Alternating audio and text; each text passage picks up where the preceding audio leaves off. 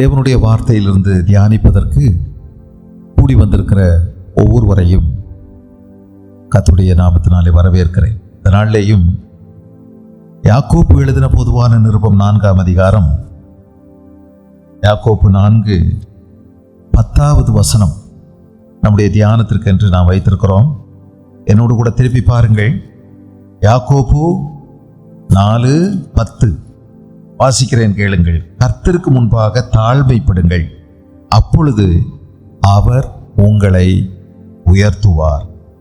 கர்த்தருக்கு முன்பாக தாழ்மைப்படுங்கள், அப்பொழுது அவர் உங்களை உயர்த்துவார். இந்த வேத வசனம் அற்புதமான ஒரு மருந்து. எதற்கு மருந்து? மருந்து மிக அவசியம் இல்லையா? ஆரோக்கியமான வாழ்க்கைக்கு மருந்து அவசியம். ஆண்டவர் தன்னை நமக்கு, நானே உன் பரிகாரியாகிய கர்த்தர், ஐ ஆம் யுவர் கிரேட் பிசிஷியன், நான் உங்களுக்கு சிறந்த உங்களுடைய மருத்துவர், நிபுணரான மருத்துவர் என்று தன்னை குறித்து சொல்லியிருக்கிறார். இயேசு கிறிஸ்து பூமியில் வந்தபோது அநேகரை சுகமாக்கினார். அவரிடத்தில் வந்தவர்கள் எல்லாரும் சுகம் பெற்று சென்றார்கள் என்று வேத வாக்கியம் சொல்லுகிறது. இயேசு கிறிஸ்துதான் நமக்கு மருந்து, ஆறும் மருந்து. இந்த பூமியில நாம் சாப்பிடுகிற ஆகாரங்களிலே எல்லாமே மருந்து தான். நம்ம சொல்றத, இந்த வார்த்தையை நீங்க கேட்டிருப்பீங்க, உணவே மருந்து, மருந்தே உணவு, இல்லையா? அதில் நாம் விசேஷமாய் நம்முடைய இந்திய தேசத்தில் நிறைய நம்ம ஸ்பைசஸ், நிறைய சமையல் பொருட்கள் நம்ம பயன்படுத்துகிறோம். அதில் ஒருவேளை ஜீரகம் இருக்குது. ஜீரகம் என்றால் ஜீரண சக்திக்கு ரொம்ப அடிப்படையானது.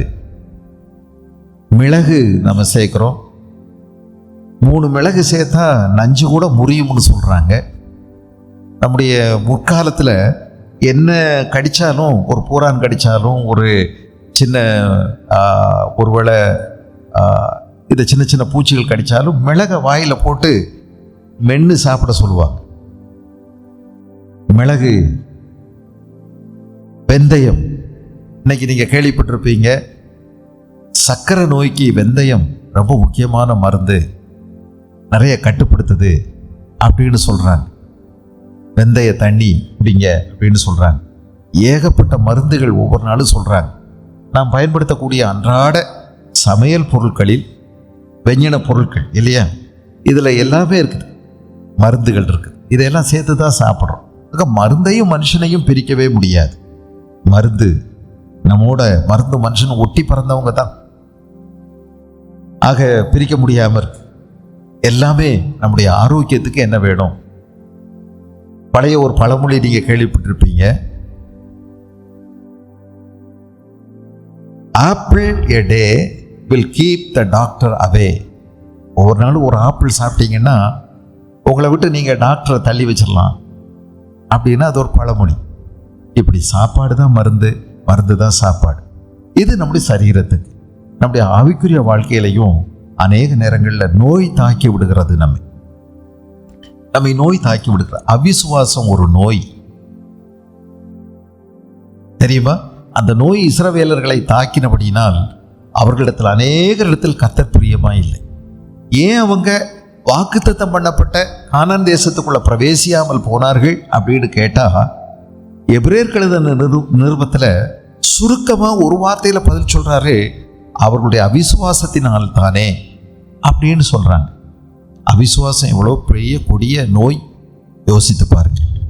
அவிசுவாசம், அவங்களுடைய அவிசுவாசத்தினால தேவனை மட்டுப்படுத்தினார்கள் என்று நீங்க படிக்கிறீங்க. வேத புத்தகத்தில் நம்ம படிக்கிறோம். நம்ம இதை பற்றி ஆனால் பெருசா நினைக்க மாட்டோம். ஆண்டவர் அநேக அற்புதங்களை செய்ய முடியாமல் போனதற்கு காரணம் அவருடைய அவிசுவாசம் என்று சொல்லப்படுகிறது. அவிசுவாசம் மட்டும் இல்லைங்க, உலகத்தனம், வேர்ல்ட்லினஸ், உலக சிந்தை, தேவனுக்கு விரோதமான பகை, உலக சிந்தை, உலக சிநேகம், தேவனுக்கு விரோதமான பகை, உலகத்தனம்.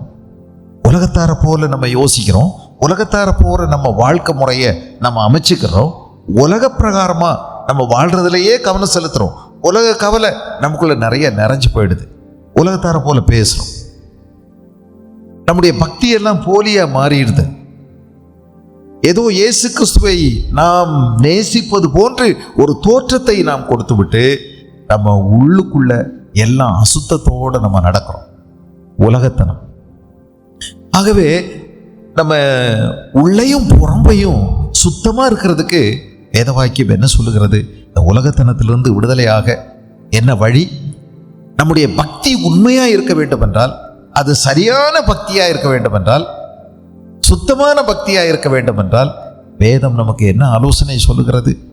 என் நாவை நான் எப்படி அடக்கிறது? நாவு ரொம்ப பொல்லாங்கானது, மிகுந்த கொடிய விஷம் நிறைந்தது, பயங்கரமான தீ போன்றது. இது பயங்கரமான கூர்மையான ஆயுதம் போன்றது. இதனால ஒரு மனுஷனை சபிக்கிறோம், பரலோகத்தின் தேவனை துதிக்கிறோம். இப்படி இருவகையான வாழ்க்கை இருக்கக்கூடாது. உலகத்தனம் இருவகையா இருக்குது. நம்முடைய இருதயத்தை பிரிச்சிருது. பாதி தேவனுக்கு, பாதி உலகத்துக்கு. இதுக்கெல்லாம் மருந்து என்ன? ஆரோக்கியமான ஒரு வாழ்விற்கு, ஆரோக்கியமான கிறிஸ்தவ வாழ்விற்கு, ஆரோக்கியமான ஆவிக்குரிய வாழ்வுக்கு என்ன மருந்து? ஆரோக்கியத்துக்கு மருந்து பலது சொல்லப்படுகிறது. என்ன சொல்லப்படுகிறது? தேவனுக்கு கீழ்ப்படிந்திருங்கள், பிசாசுக்கு எதிர்த்து நில்லுங்கள், அப்பொழுது அவன் உங்களை விட்டு ஓடி போவான். தேவனிடத்தில் சேருங்கள், உங்கள் கைகளை சுத்திகரியுங்கள், இருமனம் உள்ளவர்களை உங்கள் இருதயத்தை பரிசுத்தமாக்குங்கள், நீங்கள் துயரப்பட்டு துக்கித்து அழுங்கள், உங்கள் நகைப்பு துக்கிப்பாகவும் உங்கள் சந்தோஷம் சஞ்சலமாகவும் மாற கடவது. கர்த்தருக்கு முன்பாக தாழ்மைப்படுங்கள். இதுதாங்க மருந்து. கர்த்தருக்கு முன்பாக தாழ்மைப்படுங்கள், அப்பொழுது அவர் உங்களை உயர்த்துவார். அப்பொழுது அவர் உங்களை உயர்த்துவார். இங்க நீங்க கவனிச்சீங்கன்னா 7வது வசனத்துல அப்பொழுது அவன் உங்களை விட்டு ஓடி போவான் என்று எழுதப்பட்டிருக்கிறது. அப்பொழுது அவன் உங்களை விட்டு ஓடி போவான். 8வது வசனத்துல தேவனிடத்தில் சேருங்கள், அப்பொழுது அவர் உங்களிடத்தில் சேருவார். அப்பொழுது 10வது வசனத்துல கர்த்தருக்கு முன்பாக தாழ்மைப்படுங்கள், அப்பொழுது அவர் உங்களை உயர்த்துவார். சோ கண்டிஷனல் ப்ராமிஸ், நிபந்தனையோடு கொடுக்கப்பட்டிருக்கக்கூடிய வாக்குறுதி. கர்த்தருக்கு முன்பதாக தாழ்மைப்படுங்கள், அப்பொழுது அவர் உங்களை உயர்த்துவார். நமக்கு உயர்வு ரொம்ப பிடிக்குது. உயரணும், உயர்வா இருக்கணும், எல்லாரும் பாராட்டுற மாதிரி வாழணும், எல்லாரும் பெருமையா பேசுற மாதிரி, நம்மளை உயர்வா பார்க்குற மாதிரி நம்ம வாழணும் அப்படின்னு ஆசை இருக்குது. ஆனா அதுக்கு வழி என்ன தெரியுமா? கர்த்தருக்கு முன்பாக தாழ்மைப்படுங்கள், கர்த்தருக்கு முன்பாக தாழ்மைப்படுங்கள், அப்பொழுது மட்டுமே, அப்பொழுது கர்த்தர் உங்களை உயர்த்துவார். உயர்வு நீங்களா நானா நம்மளை உயர்த்தி விடுவது அல்ல, நாமே நம்மை பிடித்து தூக்கி தொங்க விடுறதல்ல. தேவன் நம்மை உயர்த்த வேண்டும்.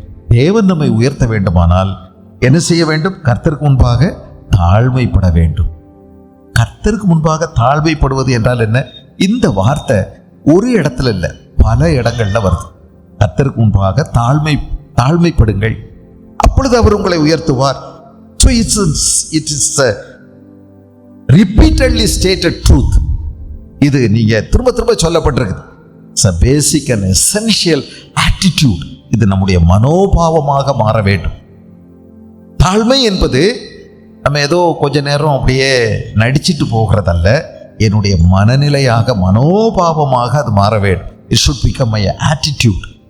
அப்படியானால் இது வேதத்தில் பல இடங்களில் சொல்லப்பட்டிருக்கு. இந்த யாக்கோபிலே பாருங்க, 1ஆம் அதிகாரத்தில் 9வது வசனம், தாழ்ந்த சகோதரன் தான் உயர்த்தப்பட்டதை குறித்து மேன்மை பாராட்ட கடவன்.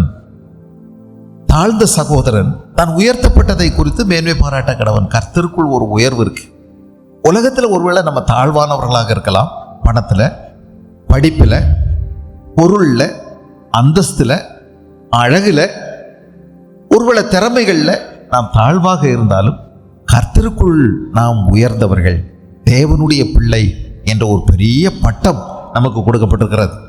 ஆக தாழ்ந்த சகோதரன் கர்த்தருக்குள் தேவன் நம்மை உயர்த்தி இருக்கிறபடினால் நாம் அதிலே சந்தோஷப்படலாம். இன்னும் நீங்க கவனிச்சீங்கன்னா 4வது அதிகாரத்திலேயே 6வது வசனம் சொல்லுது, அவர் அதிகமான கிருபை அளிக்கிறாரே, அதனால் தேவன் பெருமை உள்ளவர்களுக்கு எதிர்த்து நிற்கிறார், தாழ்மை உள்ளவர்களுக்கோ கிருபை அளிக்கிறார். தாழ்மை, ஹியூமிலிட்டி, ஹம்பிள்னஸ். இல்ல, நாம் நம்மை தாழ்த்தி ஆண்டவருக்கு ஒப்பு கொடுப்போமானால் தாழ்மை உள்ளவர்களுக்கு கிருபை அளிக்கிறார். தாழ்வான இடத்தை நோக்கி தண்ணீர் பாய்கிறது போல தேவ கிருபையும் தாழ்மை உள்ளவரிடத்தில் பாய்கிறது. கிருபை 2-3 விதமா இருக்குது. ஒன்று பொதுவான கிருபை, எல்லாருக்கும் அது கிடைக்குது இல்லையா? மரம் வச்சவன் தண்ணி ஊற்றுவான் அப்படின்னு சொல்ற மாதிரி ஆண்டவர் இந்த உலகத்தில் உள்ள அத்தனை ஜீவன்களுக்கும் கிருபை காண்பிக்கிறார். அவர் கொடுக்க அவைகள் வாங்கிக் கொள்ளும். அவர் தம்முடைய முகத்தை மறைக்க அவைகள் மாண்டு தங்களுடைய மண்ணுக்கு திரும்பும். ஆண்டவர் தான் எல்லாருக்கும் சாப்பாடு கொடுக்கிறார், எல்லாருக்கும் சுகம் கொடுக்கிறார், எல்லாருடைய இதயமும் துடிக்கிற மாதிரி வச்சிருக்கிறார். அதெல்லாம் அவர் தான் கண்காணிக்கிறார்.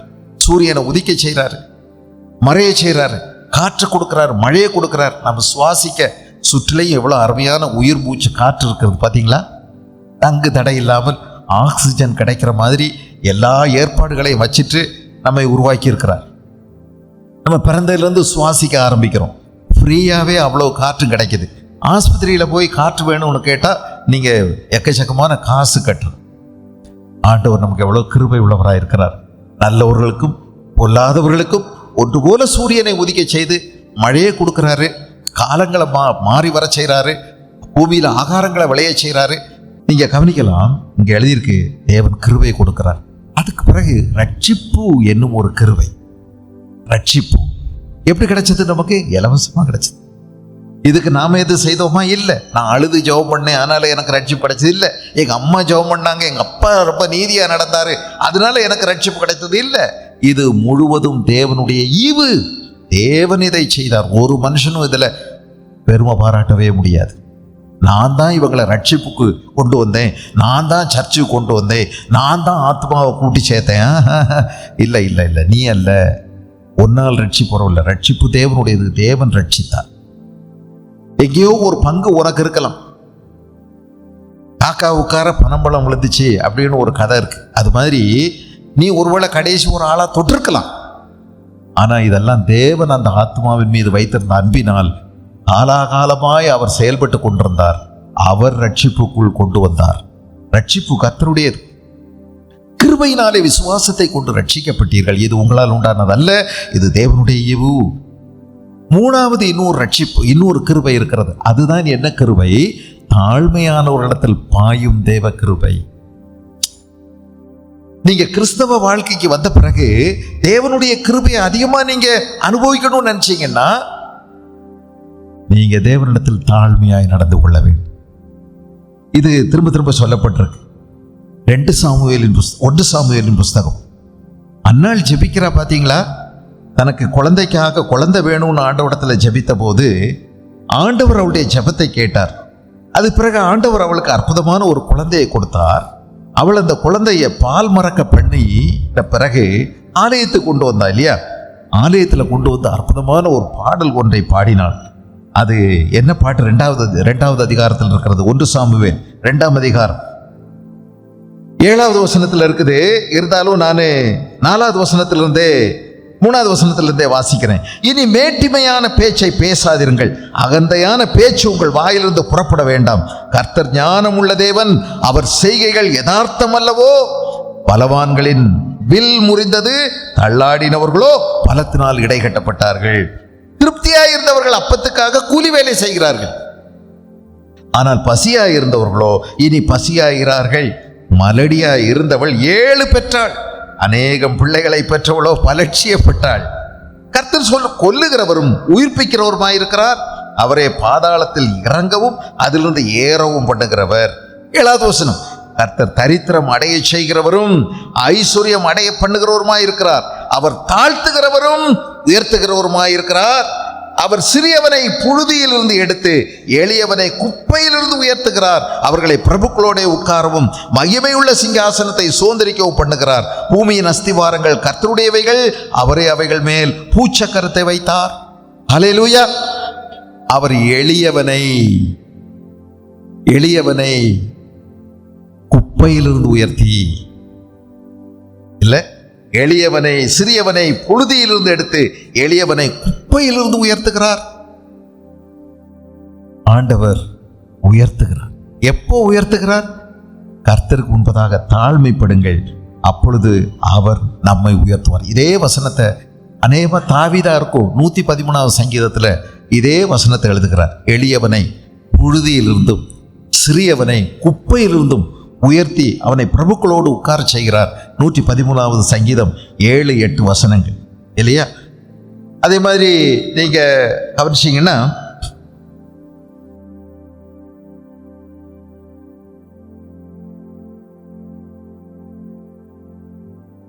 லூக்கா எழுதின சுவிசேஷத்தில் இதே மாதிரி தான் அங்கே ஒரு பாடல் இருக்கிறது. 1வது அதிகாரத்தில் இது மரியாளுடைய பாட்டு, அதோடு ஒத்து போகக்கூடிய பல வார்த்தைகள் இருக்கிறது. லூக்கா 1வது அதிகாரம் 51லிருந்து 53 இது மரியாளுடைய பாட்டு.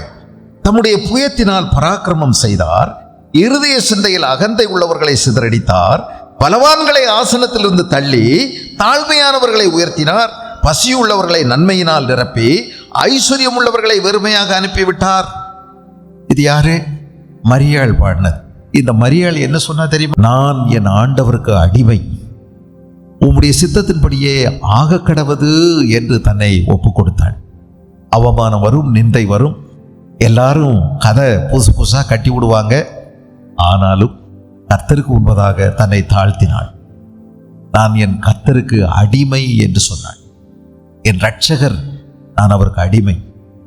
அவருக்கு அந்த அம்மாவுக்கு பிறந்த பையன்தான் இந்த யாக்கோப்பு. அவரும் எப்படி எழுதினார் தெரியுமா? இயேசு கிறிஸ்துவுக்கு ஊழியக்காரனாகிய யாக்கோப்பு என்று எழுதினார். அம்மா எப்படி சொன்னாங்களோ அதே மாதிரி இந்த மகனும் அதே மாதிரி சொல்றார். இயேசு கிறிஸ்து முன்பதாக தன்னை தாழ்த்தினால் தாழ்த்துகிறவர்கள் உயர்த்தப்படுகிறார்கள். மத்திய எழுதின சுவிசேஷத்தில் 23வது வசனம் 12வது வசனத்தில் தன்னைத்தான் தாழ்த்துகிறவன் உயர்த்தப்படுவான், தன்னைத்தான் உயர்த்துகிறவன் தாழ்த்தப்படுவான். லூக்கா எழுதின சுவிசேஷத்திலே அது எழுதியிருக்குது. 14வது அதிகாரம் 11வது வசனம், 18வது அதிகாரம் 14வது வசனம், 1 பேதுரு 5வது அதிகாரம் 6வது வசனம். 1 பேதுரு மட்டும் வாசிக்கிற 5:6. ஆகையால் ஏற்ற காலத்தில் தேவன் உங்களை உயர்த்தும்படிக்கு அவருடைய பலத்த கைக்குள் அடங்கியிருங்கள். பலத்த கைக்குள் அடங்கியிருங்கள். ஏற்ற காலத்தில் தேவன் உங்களை உயர்த்தும்படிக்கு அவருடைய பலத்த கைக்குள் அடங்கியிருங்கள். ஒரு ஏற்ற காலம் இருக்கிறது உங்களை உயர்த்துவதற்கு. அதுவரைக்கும் நாம என்ன செய்யணும்? அவருடைய பலத்த கைக்குள் முட்டி மோதிட்டு இருக்காம, முந்திரி கொட்டை மாதிரி ஓடாம, பலத்த கைக்குள் என்ன செய்யுங்கள்? அடங்கியிருங்கள். அடங்கியிருங்கள். அடங்கி இருக்கிறது இவ்வளோ கஷ்டம் தெரியுமா? நமக்கு எங்கேயாவது ஓடணும்னு தான் தெரியும், அப்படித்தான் தெரியும். என்னுடைய ஊழியத்தின் ஆரம்ப நாட்களில் எனக்கு பல்வேறு நெருக்கடிகள் வந்தபோது நான் ஒன்று என்ன நினச்சேன்னா, இங்கேருந்து ஓடி மேல் படிப்பு படிக்க கல்லூரிக்கு போயிடணும் அப்படின்னு நினச்சேன். அந்த முயற்சி தோற்ற போது இந்த இடத்த விட்டு வேற எங்கேயாவது போயிடணும் அப்படின்னு நினச்சேன். வேறொரு ஊழியத்துக்கு போயிடணும், வேறொரு நிலைக்கு போயிடணும், எல்லாரும் பார்த்து மூக்கில் விரல் வைக்கிற மாதிரி நான் மாறிடணும், அதுக்கான முயற்சி என்ன அப்படின்னு எல்லாம் எடுத்தேன். ஆனால் எல்லா முயற்சியையும் ஆண்டவர் தடை செய்து விட்டார். அந்த சூழ்நிலையிலேயே நீ கடந்து போக வேண்டும் என்று என்னோடு கூட பேசினார். இந்த சூழ்நிலையை விட்டு என்னை தப்பிச்சு என்னை வெளியே கொண்டு போங்கன்னு என்கிட்ட இனி ஜெபிக்காதேன்னு சொன்னார். இந்த சூழ்நிலையின் வழியா ஆண்டவரே என்னை நடத்தும், எனக்கு கற்றுத்தாரும் என்று கேளு என்று எனக்கு சொன்னார். அப்பொழுதும் என்னால் புரிந்து கொள்ள முடியவில்லை. பேருக்கு கேட்டேன் தான், ஆனால் தேவனுடைய திட்டம் என்னால் புரிந்து கொள்ள முடியவில்லை. காலங்கள் சென்றது. அந்த அக்கினி சூளையிலிருந்து கர்த்தர் வெளியே எடுத்த போது நான் தயார் செய்யப்பட்டேன் என்ற ஒரு நிலை அப்பொழுதுதான் அடைந்தேன்.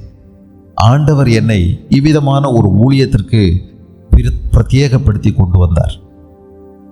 பாருங்கள், இந்த மாதிரி ஒரு இடத்துக்கு வர அவருடைய பலத்த கைக்குள் நீண்ட காலம் அடங்கி இருக்க வேண்டியதாக இருக்கிறது. அப்படி அடங்கி இருந்து கற்றுக்கொண்டு பக்குவப்படுத்தப்பட்டு வெளியே வரலன்னா தலகால் புரியாமல் ஆடிடுவோம். அற்பனுக்கு மழை பெஞ்சா அடுத்த ராத்திரி கொடப்பிடிப்பான்னு சொல்லி பழமொழி சொல்லுது. அது மாதிரி நம்ம எப்படி நடக்கணும்னு தெரியாமல் ஆட்டம் போட்டுருவோம். ஆனால் இன்றைக்கும் இந்த பக்குவத்தை கொடுத்தது அன்றைக்கு கர்த்தருடைய கைகளில் அடங்கி இருந்தது தான். கர்த்தர் உங்களை ஏற்ற காலத்திலே உயர்த்தும்படிக்கு அவருக்கு ஒரு நேரம் இருக்கிறது. அவருக்கு உங்களை தூக்கி எடுக்கக்கூடிய வைக்க வேண்டிய ஒரு இடம் இருக்கிறது. அதற்கு கொண்டு போக உங்களை ஆயத்தப்படுத்துவார், உங்களை பக்குவப்படுத்துவார். ஆனால் நீங்கள் அடங்கி இருங்கள் என்று சொல்லப்பட்டிருக்கிறது. இப்போ நீங்க கவனிச்சீங்கன்னா இதுக்கு நேர் எதிரான ஒரு வார்த்தை இருக்குது இல்லையா? தாழ்மைக்கு நேர் எதிரான ஒரு வார்த்தை என்ன? பெருமை. நான் சொல்லி தெரியணுங்கிறதுல எல்லாருக்கும் தெரியும், சின்ன குழந்தைகிட்ட கேட்டாலும் தெரியும். தாழ்மைக்கு எதிர்மறை என்ன? பெருமை. இந்த பெருமையும் தாழ்மையும் ஒன்றுக்கொன்று நேர் எதிராக நிற்குது. பெருமை உள்ளவர்களுக்கு தேவன் எதிர்த்து நிற்கிறார், தாழ்மை உள்ளவர்களுக்கோ கிருபை அளிக்கிறார். வேதாகமத்தில் அநேக வசனங்கள் சொல்லப்பட்டிருக்கிறது. எல்லாவற்றையும் நம்ம பார்க்க முடியாது. ஆனால் ஒரு சில வார்த்தை அகந்தை, தாழ்மை என்று ஒன்றுக்கொன்று எதிராக வைக்கப்பட்டிருக்கிறது. நீதிமொழிகளின் புஸ்தகம், நீதிமொழிகள் 29 நீதிமொழிகள் 29 23வது வசனத்தை கவனிச்சிங்கன்னா 23 மனுஷனுடைய அகந்தை அவனை தாழ்த்தும், மனத்தாழ்மை உள்ளவனோ கனமடைவான். அகந்தை, தாழ்மை, பெருமை, மேட்டிமை, ஆணவம், அகந்தை, கர்வம் இல்லையா? இதெல்லாவற்றுக்கும் நேர் எதிரான ஒரு என்டிட்டி தாழ்மை. தாழ்மை தாழ்த்துவது, உயர்த்துவது, இது ஒன்றுக்கொன்று எதிராக வைக்கப்பட்டிருக்கிறது. மேன்மை, தாழ்மை என்று ஒன்றுக்கொன்று எதிராக வைக்கப்பட்டிருக்கிறது. நீதிமொழிகள் 15:33 நீங்க கவனிச்சீங்கன்னா, கர்த்தருக்கு பயப்படுதலே ஞானத்தை போதிக்கும், மேன்மைக்கு முன்னானது தாழ்மை. மேன்மை, தாழ்மை ஒன்றுக்கொன்று எதிராக வைக்கப்பட்டிருக்கிறது. நீதிமொழிகள் 18வது அதிகாரம் 12வது வசனத்தை கவனிங்க. 18:12 அழிவு வரும் முன் மனுஷனுடைய இருதயம் இருமாப்பாயிருக்கும், மேன்மைக்கு முன்னானது தாழ்மை. சங்கீதம் 18:27 வாசிக்கிறேன் கேளுங்க. தேவரீர் சிறுமைப்பட்ட ஜனத்தை ரட்சிப்பீர், மேட்டிமையான கண்களை தாழ்த்துவீர். சிறுமை, மேட்டிமை. தேவரீர் சிறுமைப்பட்ட ஜனத்தை ரட்சிப்பீர், மேட்டிமையான கண்களை தாழ்த்துவீர். வேதாகமத்தில் தாழ்மை உள்ளவர்களை ஆண்டவர் மிக உன்னிப்பாய் கவனிக்கிறார், அவர்கள் மீது விசேஷமான கிருபையை கொடுக்கிறார் என்று வேத வாக்கியம் சொல்லுகிறது. ஒரு 2-3 வசனங்களை அதையும் நான் காமிச்சிடுறேன், அப்புறம் நம்முடைய வேலைகளுக்கு போகலாம். இப்போ தேவன் இந்த தாழ்மை உள்ளவர்கள் மீது அதிக கிருபையை காண்பிக்கிறார் என்பதற்கு அடையாளமான 1-2 வசனங்கள். 138வது சங்கீதம் 138 6வது வசனம். கர்த்தர் உயர்ந்தவராயிருந்தும் தாழ்மையானவனை நோக்கி பார்க்கிறார், மேட்டிமையானவனையோ தூரத்திலிருந்து அறிகிறார். கர்த்தர் எவ்வளவு பெரியவர், பிரமாண்டமானவர். நீங்க கவனிச்சீங்கன்னா யோபுக்குள்ள இருதயத்தின் ஆழத்துக்குள்ள அடிமட்டத்தில் கொஞ்சம் மேட்டிமையான சிந்தைகள்லாம் இருந்துச்சு. பிசாசுக்கே தெரியாத சுத்திகரிக்கப்பட வேண்டிய விஷயங்கள் யோபுக்குள்ள இருந்துச்சு. பிசாசுகிட்ட ஆண்டவர் உத்தமனும் சன்மார்க்கனும் பொல்லாப்புக்கு விலகி தேவனுக்கு பயப்படுகிறவனும் நீதிமானுமாயிருக்கக்கூடிய யோபு, அவன் மேல் நீர் கண் வைத்தாயோ என்று பேசுறார்.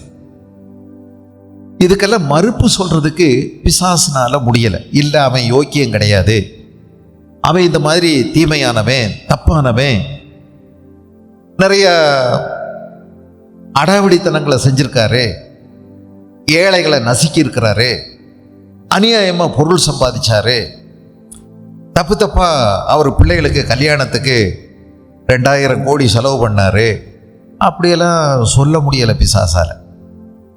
அவனும் ஒத்துக்கொள்ளுகிறான். உத்தமனும் சன்மார்க்கனும் தேவனுக்கு பயந்து பொல்லாப்புக்கு விலகிறவனும் ஒண்ணுமே சொல்ல முடியல. ஆனா உங்களுக்கு ஒண்ணு தெரியுமா? இந்த யோபு பூரணமான பரிசுத்தமானவன் அல்ல.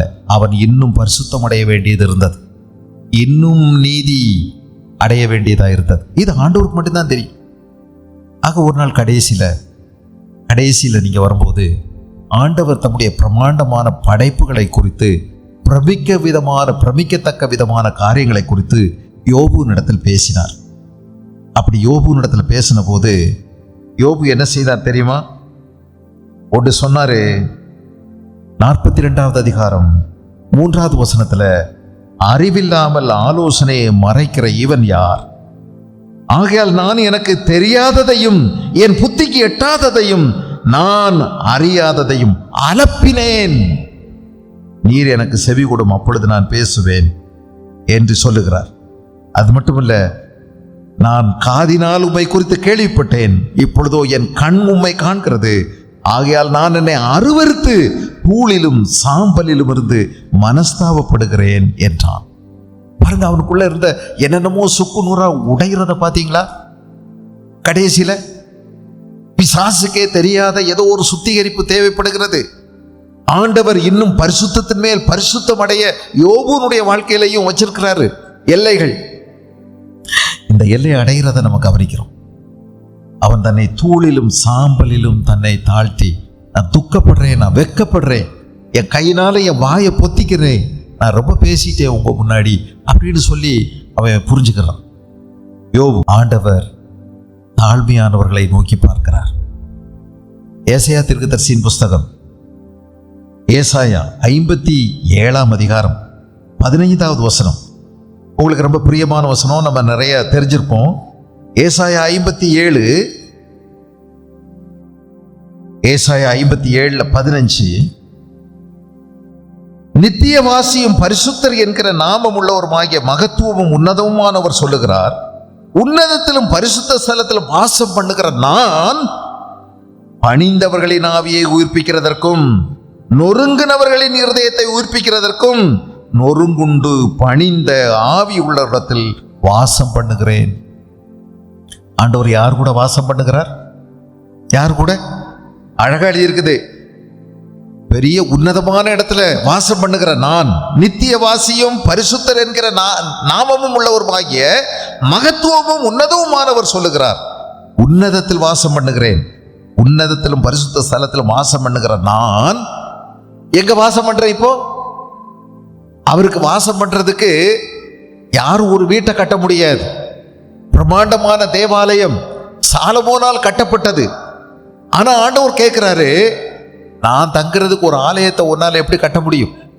நான் வானத்தையும் பூமியை நிரப்புகிறவர், நீ எப்படி எனக்கு ஒரு ஆலயத்தை கட்ட முடியும்? கட்ட முடியாது. ஆண்டவர் ஒரு ஆலயத்துக்குள்ள வச்சு அடைக்கவே முடியாது. மகா பிரமாண்டமான தேவன், உன்னதமானவர், பரிசுத்தர் என்கிற நாமம் உள்ளவர், மகத்துவமும் உன்னதமானவர், உன்னதத்தில் உள்ள பரிசுத்த ஸ்தலத்தில் வாசம் பண்ணுகிறவர்.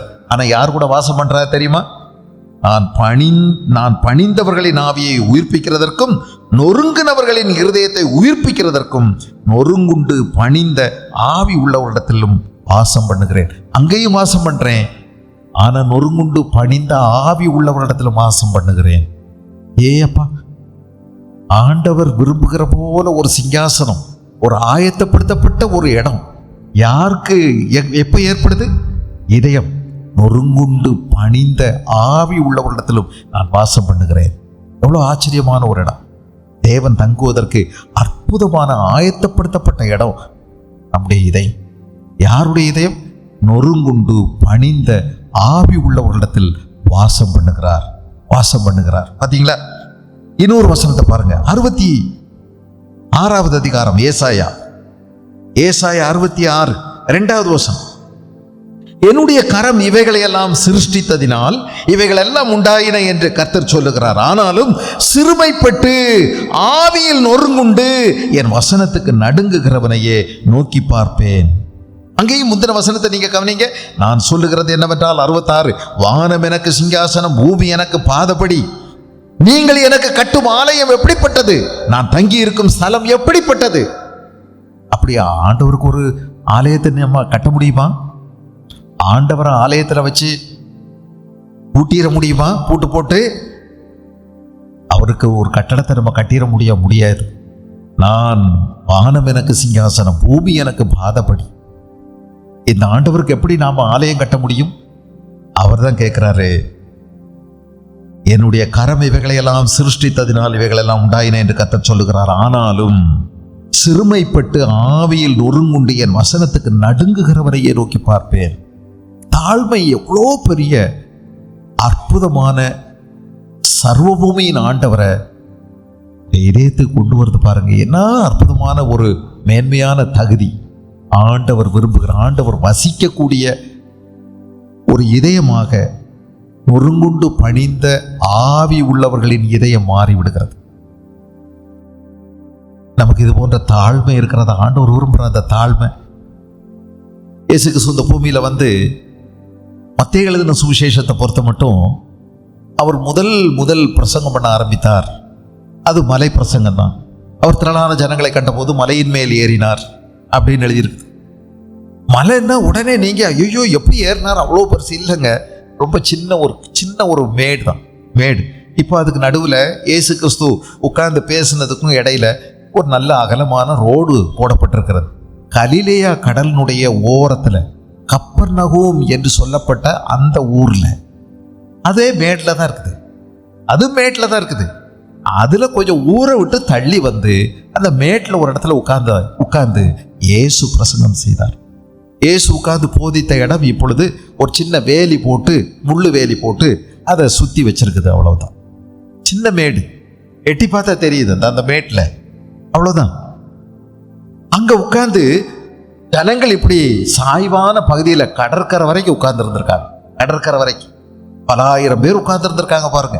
ரொம்ப காலை நீட்டி வசதியாக எங்கே வேணுனாலும் சாஞ்சி ஏஞ்சி எப்படியோ உட்கார்ந்து அழகாக கேட்டாங்க. எப்படி ஆரம்பிச்சார் தெரியுமா? ராஜாதி ராஜா. மத்தேயு எழுதின சுவிசேஷத்தில் இயேசு கிறிஸ்துவ ராஜாதி ராஜாவா சித்தரித்திருக்கிறார். அப்படியான அந்த ராஜா பேசுறாரு. வார்த்தையே ஆவியில் எளிமை உள்ளவர்கள் பாக்கியவான்கள், பரலோ ராஜ்யம் அவர்களுடையது என்று சொல்லி ஆரம்பிக்கிறார். ஆவியில் எளிமை, தாழ்மை. ஆண்டவர் விரும்புகிற ஒரு பக்குவம் என்ன? தாழ்மை. தாழ்மை உள்ளவர்களுக்கு கிருபை அளிக்கிறார் தேவன். கர்த்தருக்கு முன்பதாக தாழ்மைப்படுங்கள், அப்பொழுது அவர் உங்களை உயர்த்துவார். அப்பொழுது விசுவாசிகளுக்கு நீங்க ஏன் உயர்வடையாம இருக்கிறீங்க? ஏன் நீங்க உயரல? இப்போ என்ன உயர்வுன்னு அடுத்து கவனிக்கணும் நாம, இல்லையா? என்ன உயர்வுன்னு பார்க்கணும். ஏன் நீங்க உயர முடியல? ஏன் ஆண்டவர் புகழக்கூடிய அளவுக்கு நீங்க இல்லை? ஏன் ஆண்டவர் உங்களை கண்ணியமா பார்க்கக்கூடிய அளவுக்கு நீங்க இல்லை? நம்முடைய வாழ்க்கையில தாழ்மை இல்லை. தாழ்மை ரொம்ப முக்கியம். இந்த தாழ்மை இல்லாதனால போயிடுச்சு. 51வது சங்கீதத்தில் 17வது வசனம் உங்களுக்கு எல்லாருக்கும் தெரிஞ்ச வசனம் தானே. தாவீது ஒரு நாள் கண்டுபிடிச்சாரு. அவருக்கு ஒரே ஒரு பாதுகாப்பு தான் தெரிஞ்சது. ஆண்டவரிடத்துல ஒரே ஒரு பாதுகாப்பு தான் அவரால் கண்டுபிடிக்க முடிஞ்சது. அது என்ன தெரியுமா? தேவனுக்கு ஏற்கும் பலிகள் நொறுங்குண்ட ஆவிதான். தேவனே, நொறுங்குண்டதும் நறுங்குண்டதுமான இருதயத்தை நீர் புறக்கணியீர். ஒரே பாதுகாப்பு. எவ்வளோ பெரிய தீமையை செஞ்சிட்டாரு. அடுத்தவன் பொண்டாட்டி எடுத்துக்கிட்டாரு. அந்த பெண்ணினுடைய புருஷனை அரசியல் கொலை பண்ணிட்டார். அது பிறகு அற்புதமா மூடி மறைச்சிட்டாங்க. அது பிறகு அவளை தனக்கு மனைவியா எடுத்துக்கிட்டாரு. அதுக்கு பல்வேறு நியாயத்தை பேசிட்டாரு. அதுக்கு பாராட்டு விழாலாம் வச்சுட்டாங்க.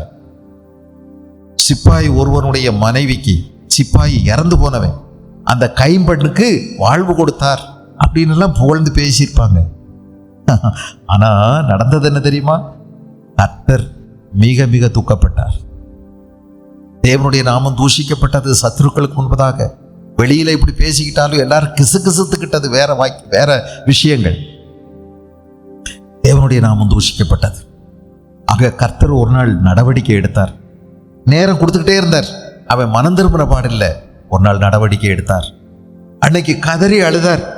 7 நாள் சாப்பிடாம, துணி மாற்றாம, குளிக்காம, தன்னுடைய தலைக்கு எண்ணெய் பூசிக்கொள்ளாம தேவனுடைய சமூகத்தில் அழுதார். நொறுங்கி உடைந்து அழுதார். அழுகிறது மட்டும் தாழ்மையாயிடாது. கண்ணீர் சிந்துறது மட்டும் தாழ்மையாயிடாது. சிலருக்கு ஈஸியா கண்ணீர் வந்துடும், சிலருக்கு கண்ணீரே வராது. அதனால அவங்க ரொம்ப நொறுங்கி தாழ்த்திட்டாங்க, இவங்க தாழ்த்தவே இல்லைன்னு அர்த்தமாகாது. இருதயத்தில் நொறுங்குண்ட இருதயத்தோட நீ நடக்க வேண்டும். அதுதான் தேவன் விரும்புகிறார். தேவனுக்கு ஏற்கும் பலிகள் நொறுங்குண்ட ஆவிதான். தேவனே, நொறுங்குண்டதும் நறுங்குண்டதுமான கான்ட்ரைட் ஸ்பிரிட், புரோக்கன் ஹார்ட், உடைந்ததுமான அந்த இதயத்தை ஆண்டவர் விரும்புகிறார். தேவனுக்கு முன்பதாக நீ வந்து உன்னுடைய மேட்டிமைகளை, உன்னுடைய பெருமைகளை, உன்னுடைய அகந்தையை, உன்னுடைய ஆணவத்தை, உன்னுடைய இருமாப்பை, பெருமையை நீ சுக்குநூறா உடைச்சி, நான் அல்ல கிறிஸ்து உயர்ந்திருக்க வேண்டும். நமக்குள்ள எவ்வளவு சுயநீதியோட நம்ம நடக்கிறோம். நம்ம எத்தனை தடவை மற்றவங்களை விட நம்ம அற்புதமானவங்க நம்ம பற்றி யோசிக்கிறோம். இதெல்லாம் உனக்குள்ள இருக்கக்கூடிய மேட்டிமையான எண்ணம் நமக்குள்ள எல்லாருக்குள்ள இருக்குது. எல்லாருக்குள்ளேயும் பெருமை இருக்குது. நான் ரொம்ப தாழ்மையானவன் அப்படின்னு நீங்க உங்களை சொல்லி ஏமாத்திக்கிடாதீங்க. அது போலியான தாழ்மையா இருக்கலாம். நிஜமான தாழ்மை அப்படி அல்ல. எங்கெங்க எப்படிங்க தாழ்மையை எங்க வெளிப்படுத்தணும், யார் எங்க வெளிப்படுத்தியிருக்காங்க நீங்க கவனிச்சீங்கன்னா, தாழ்மையை வெளிப்படுத்துறது தேவனுடைய சமூகத்துல ஓ பாவத்துக்காக நீ நொறுங்கி உடைஞ்சு தெய்வ சமூகத்துல அதற்காக அழும்போது. நம்ம எல்லாரும் பாவிகள் தானே. ஒரு மணி நேரமாவது, யாராவது ஒரு மணி நேரம் பூரணமா தெய்வ சித்தம் செய்யக்கூடிய யாராவது ஒருத்தருங்க இருக்கீங்களா? நான் இல்லை. நீங்க இருக்கீங்களா? எவ்வளவு நம்முடைய சிந்தனைகள்ல கேடுகட்டவங்களா இருக்கிறோம். நம்முடைய யோசனைகள், நம்முடைய பார்வைகள், நம்முடைய நினைவுகள், நம்முடைய செயல்பாடுகள், நம்முடைய உணர்வுகள் எவ்வளவாய் தேவனை துக்கப்படுத்துகிறது. இப்படிப்பட்ட பாவிகளா இருக்கக்கூடிய நாம தேவ சமூகத்துல எவ்வளவாய் நம்மை தாழ்த்த வேண்டும். நமக்கு பாவம் இல்லை என்போமானால் நம்மை நாமே வஞ்சிக்கிறவர்களாய் இருப்போம். சத்தியம் நமக்குள் வாசம் செய்வது எப்படி? சத்தியம் என்பது வெறும் 4 கொள்கை இல்லைங்க. இயேசு கிறிஸ்து is a person. Truth is a person. அவர் எப்படி நமக்குள்ள வாசம் செய்யும்? நாம் நம்முடைய பாவங்களை அறிக்கையிட்டான், நம்முடைய பாவங்களை நமக்கு மன்னித்து எல்லா அநியாயங்களையும் நீக்கி நம்மை சுத்திகரிக்க அவர் உண்மையும் நீதியும் உள்ளவராய் இருக்கிறார். தெய்வ சமூகத்தில் போகும்போது எப்படி போறோம்? ரொம்ப ரொம்ப ஜாக்கிரதையோட கூட நம்ம போக வேண்டியதா இருக்கிறது. நம்முடைய பாவங்களுக்காக நம் மெய் மனஸ்தாபத்தோடு நம்முடைய பாவங்களை ஆண்டவரிடத்தில் அறிக்கையிட வேண்டும். யோவேல் தீர்க்கதரிசியின் புஸ்தகம் 2ஆம் அதிகாரம் 12-13 நீங்க கவனிச்சீங்கன்னா, அவர் சொல்றாரு, நீங்கள் உங்களுடைய இருதயங்களை அல்ல, உங்கள் வஸ்திரங்களை அல்ல, உங்கள் இருதயங்களை கிழித்து உங்கள் தேவனாய கர்த்தரிடத்தில் திரும்புங்கள். யோவேல் தீர்க்கதரிசியின் புஸ்தகம் 2ஆம் அதிகாரம் வாசிக்கிறேன், கேளுங்க. ஆதலால் நீங்கள் இப்பொழுதே உபவாசத்தோடு, அழுகையோடு, புலம்பலோடு, உங்கள் முழு இருதயத்தோடு என்னிடத்தில் திரும்புங்கள் என்று கர்த்தர் சொல்லுகிறார். நீங்கள் உங்கள் வஸ்திரங்களை அல்ல, உங்கள் இருதயங்களை கிழித்து உங்கள் தேவனாய கர்த்தரிடத்தில் திரும்புங்கள். அவர் இரக்கமும் மன உருக்கமும் நீடிய சாந்தமும் மிகுந்த கிருபை உள்ளவர். அவர் தீங்குக்கு மனஸ்தாபப்படுகிறவருமாய் இருக்கிறார். தேவனிடத்தில் நம்ம இப்படி திரும்புறோமா? ஒவ்வொரு நேரமும் இப்படி வர்றோமா? நாம யோசித்து பாருங்க. நீங்களும் ஜெபம் தானே பண்றீங்க, ஜெபம் பண்ணுவீங்க நம்புறேன் நான். அப்படி ஜெபம் பண்றீங்கன்னா ஜெபம் பண்றதுக்கு எப்படி போறீங்க? என்ன மனநிலையோட ஜெபம் பண்றீங்க? உள்ளக்குள்ள நொறுங்கி உடைஞ்சு ஆண்டவரிடத்துல நான் எவ்வளவு அப்பிரயோஜனமானவன், ஆகாதவன், தீயவன், அசுத்தன் என்ற ஒரு நிலையை நீங்க உணர்ந்து போறீங்களா? நடந்து கொள்ளுகிறீர்களா? யோசித்து பாருங்க. நம்ம ஏதோ பெரிய ஆண்டவருக்கு நிறைய நன்மை செய்தவர்களை போலவும், நம்மளை விட்டு அவருக்கு வேற வழியே இல்லாதவர்கள் போலவும், எல்லாத்துலேயும் நம்ம ரொம்ப கரெக்டாக இருக்கிறவங்க மாதிரியும், நம்மளை சுற்றி இருக்கிறவங்கள விட நம்ம ரொம்ப பக்தியானவங்க போலவும் நாம ஒரு பாவனையை போட்டுக்கிட்டு ரொம்ப கெத்தா, ரொம்ப பெருமையா போய், ஆண்டவரே அவங்களுக்காக ஜெபிக்கிறேன், இவர்களுக்காக ஜெபிக்கிறேன். நீங்க ஜெபிக்கலாம், ஆனா உங்க மனநிலை என்ன? யோசிச்சு பாருங்க. ஆண்டவரிடத்தில் நம்ம எவ்வளவு பணிவா நம்ம நடக்க வேண்டியிருக்கு. பயத்துடனே கர்த்தரை சேவியுங்கள், நடுக்கத்துடனே களி கூறுங்கள். இன்னைக்கு நடக்கிற மாதிரி மேடைகள்ல ஆட்டம் பாட்டம் போடுறாங்க பாருங்க, அங்க தெய்வ பயம் இல்லை. நீங்க தேவனுடைய சமூகத்துல கர்த்தருக்கு பயப்படுகிற பயம் உங்களுக்கு இருக்க வேண்டும். எவ்வளவு உயர்ந்தவர், எவ்வளவு பரிசுத்தமானவர். பரிசுத்தோடு சொல்றதுக்கே நமக்கு முடியாத அளவுக்கு அவர் மகா பரிசுத்தமானவர். அவருடைய சமூகத்தை எப்பொழுதும் தரிசிக்கக்கூடிய கேருபீன்களும் சேராபீன்கள் கூட அவருடைய முகத்தை உற்று பார்க்கிறதுக்கு பயப்படுறாங்க.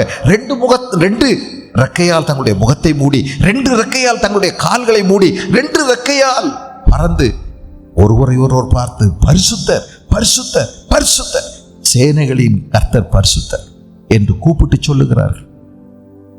எவ்வளவாய் நாம் தெய்வ சமூகத்தில் அவருடைய பரிசுத்தத்துக்கு முன்பதாக நாம் பதற வேண்டியதா இருக்கிறது.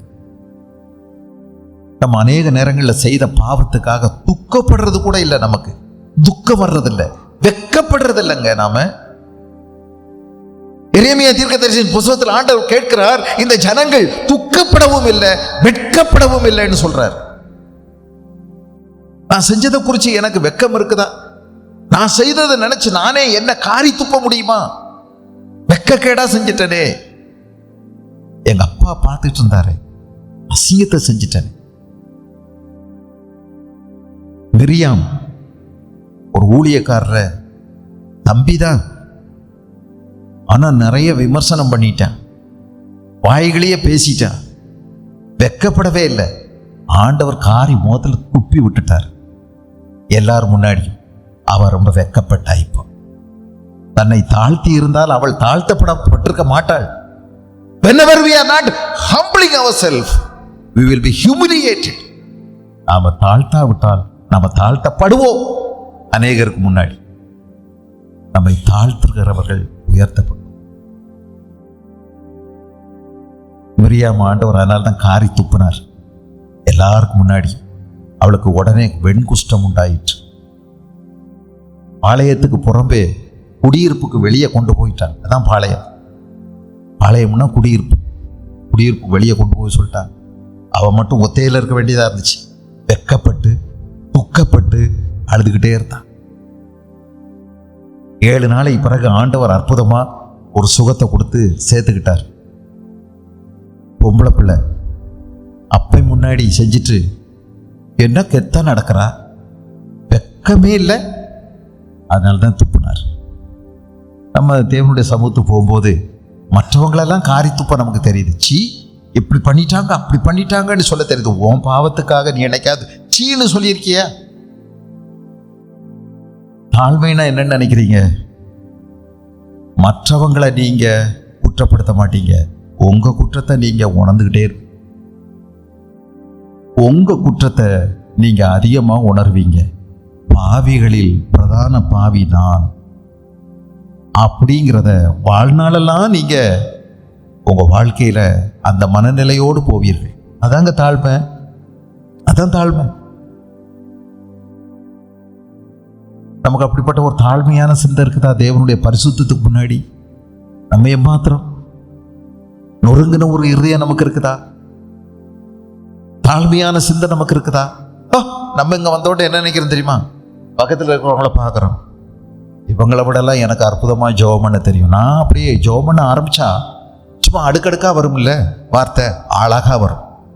இலக்கணப்பழை இல்லாமல் என்னால் ஜெபம் பண்ண முடியும். எனக்கெல்லாம் வாய்ப்பே கொடுக்க மாட்டேங்கிறாங்க.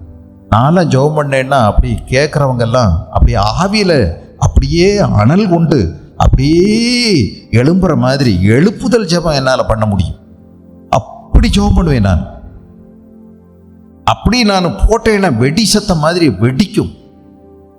அல்லேலூயா அப்படின்னா எல்லாரும் சேர்த்து அப்பமே பதறி அல்லேலியா கூட சொல்லுவாங்க. அப்படி ஜெபம் பண்ண என்னால் முடியும்.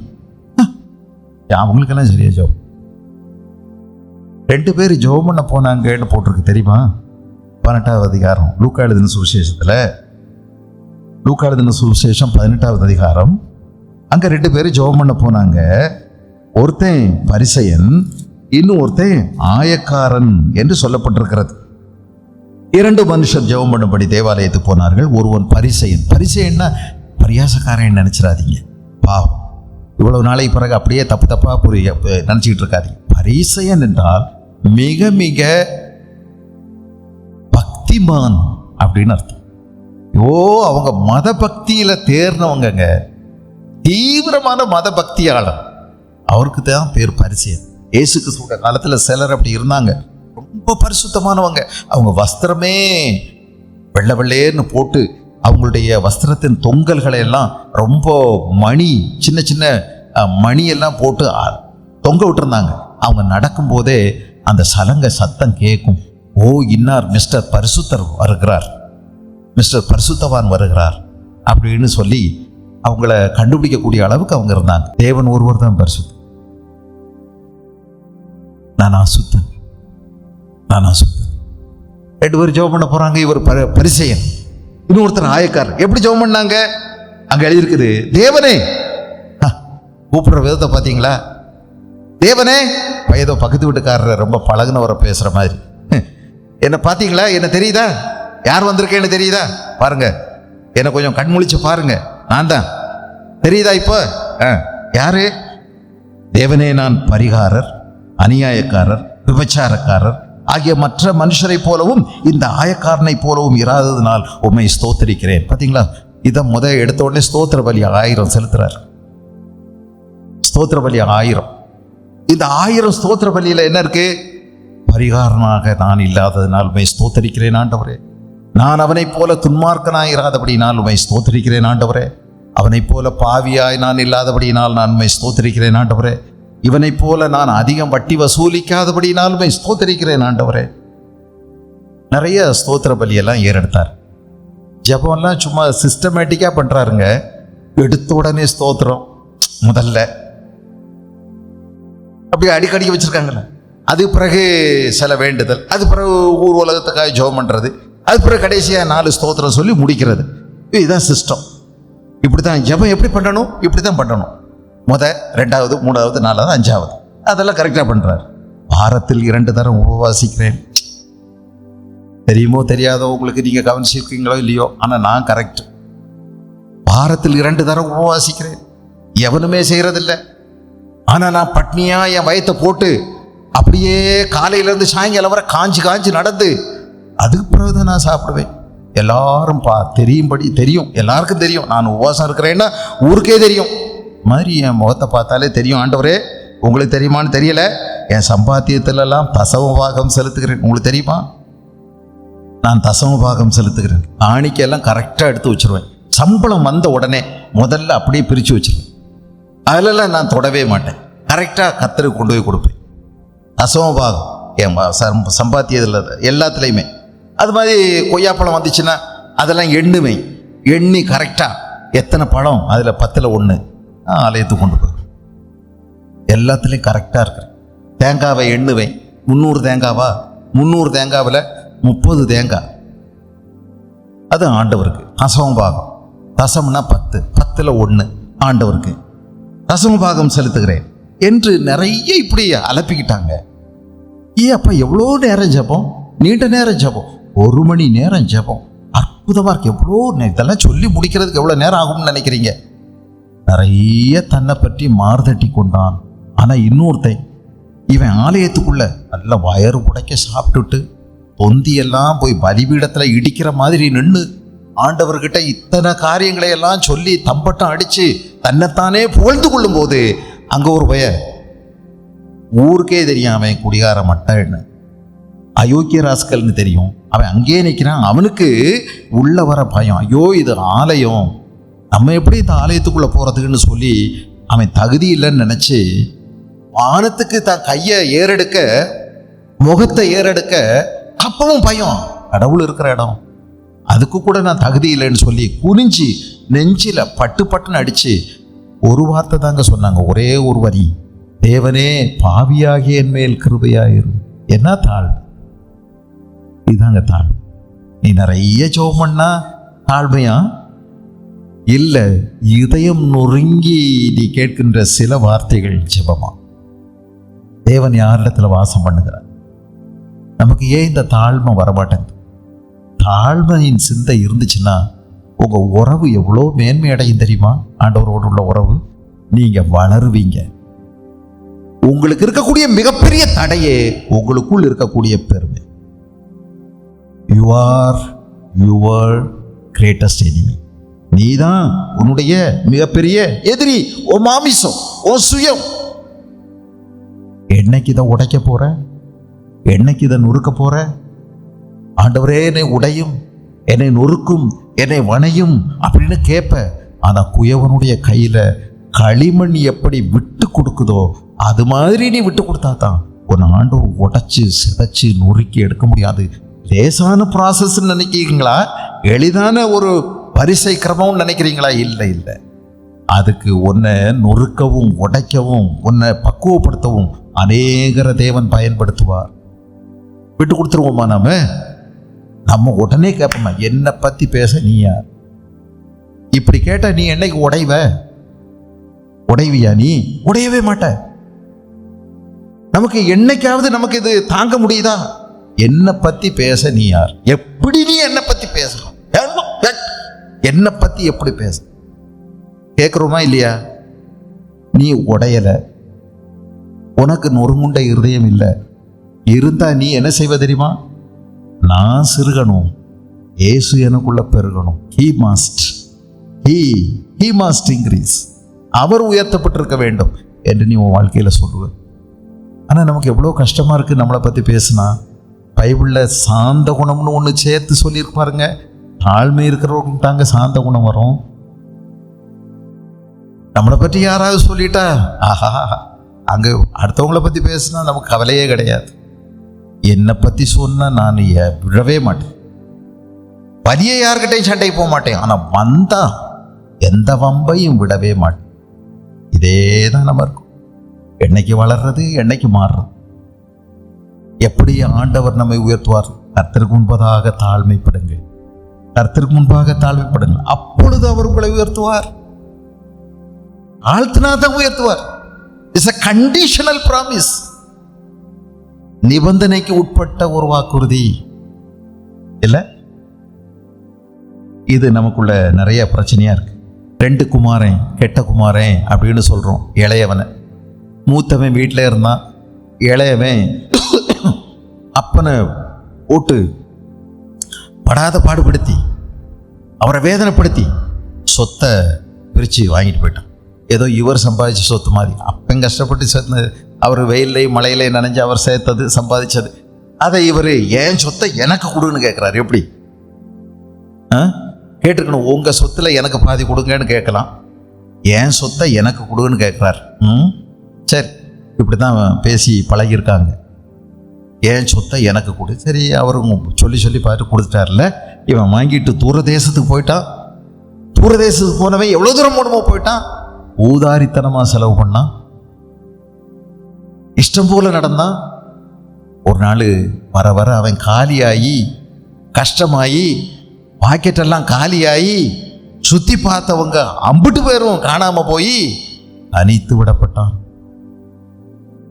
அடுத்த நேரம் சாப்பாட்டுக்கு வழி இல்லை. யார்கிட்ட கேட்குறேன்னு தெரில. போட்டிருந்த அந்த பழைய ஜீன்ஸ் பேண்ட்டு, டிஷர்ட்டு, அது மட்டும்தான் இருப்பவருக்கு கெத்தா. இந்த நிலையில போய் ஐயா எனக்கு சாப்பிட்றதுக்கு ஒன்றும் இல்லைன்னு கேட்டா, இவன் என்னடா இந்த மாதிரி பெரிய இடத்து பயலாக இருக்கான், இந்த மாதிரி ஏமாத்துறான் அப்படின்னு நினைப்பாங்கன்னு சொல்லி வெக்கக்கேடா போச்சு. கேட்டு தான் பார்த்தேன், வேலை ஏதாவது ஒரு வேலை கொடுங்க நான் செய்கிறேன். உனக்கு வேலை இல்லை தம்பி, நீ பார்த்தா பெரிய இடத்து பையன் இருக்க, உனக்கு கொடுக்குற மாதிரி இல்லை, இங்கே கூட்டுற வேலை தான் இருக்குது, அது இதுன்னு சொல்லிட்டாங்க. அதுவும் வேண்டாம் வேண்டான்னு போய் கடைசியில் என்ன செஞ்சிட்டான்? சாப்பிட்டாகணுமே. பண்ணி மேய்க்கிற ஒருத்தர், அவர்கிட்ட போய் ஐயா ஏதாவது வேலை இருங்கன்னு அவங்க கேட்டான். பண்ணி மேய்க்கிறவன் 2 நாளாக வரல, அந்த வேலை தான் இருக்கு, ஐயோ செய்கிறேன்.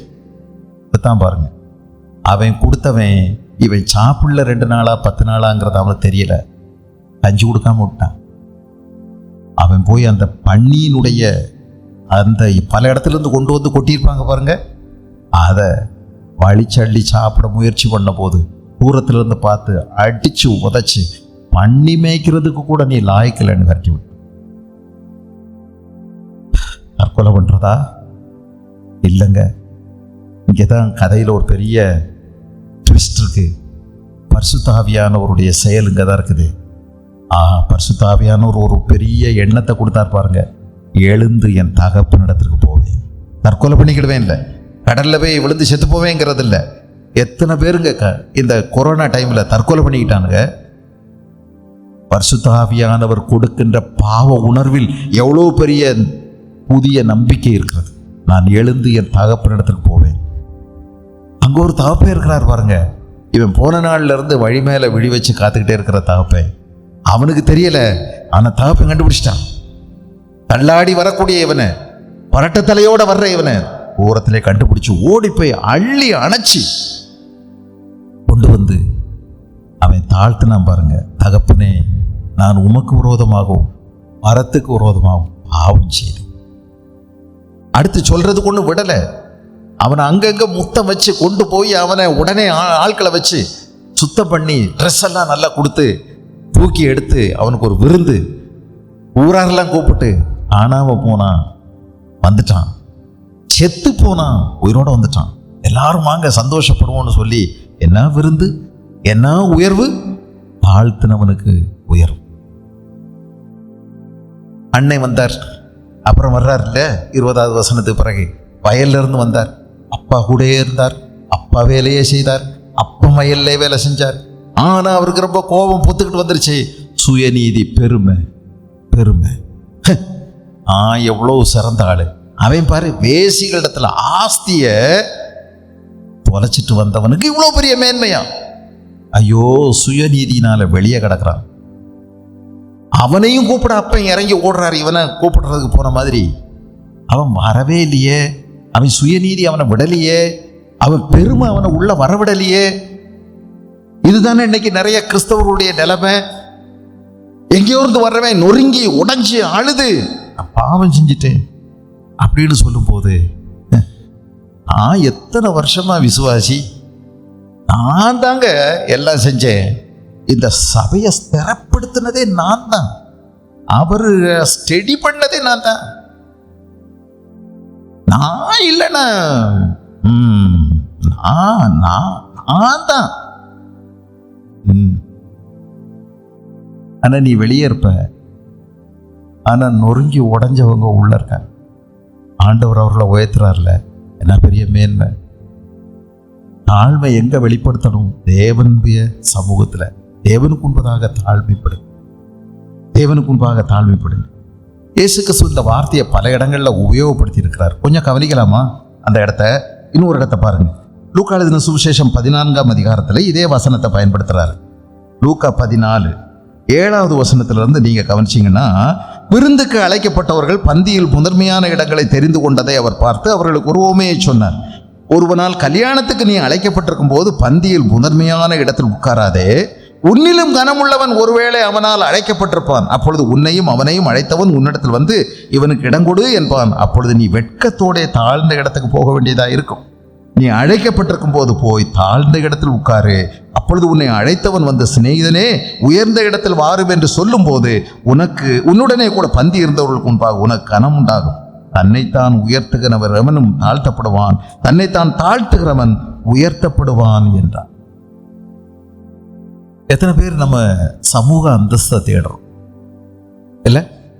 நம்ம போன உடனே 10 பேர் வந்து நம்ம முன்னாடி அப்படியே குனிஞ்சு நின்று நிமிர முடியாம ஊனி போய் வாங்க வாங்க வாங்க வாங்கன்னு கூப்பிடலன்னா, ஐயோ, எனக்குள்ள இருக்கக்கூடிய வேதனைக்கு அளவே இல்லை. ஒருத்தர் கூட வாங்கன்னு கூட சொல்லலை. நம்மளை என்ன செய்யல? மதிக்கல. மாதி இனிமேல் செத்தா கூட, நீ செத்தா எவ்வளவு நல்லது தெரியுமா? பேச மாட்டேன், போக மாட்டேன், கால் மிதிக்க மாட்டேன், பச்சை தண்ணி குடிக்க மாட்டேன். நம்ம என்னெல்லாம் அந்தஸ்தை தேடுறோம்? சமூக அந்தஸ்து. இந்த சமூக அந்தஸ்து ஒன்றை தேடி வரணுமே இல்லாம நீ அதுக்காக வேட்டையாட போகக்கூடாது. இந்த வேட்டையில இறங்கக்கூடாதுன்னு சொல்றார். இந்த போட்டிக்கு போகாத, அதை நீ அடைகிறதுக்கு நீயா போட்டி போடாத.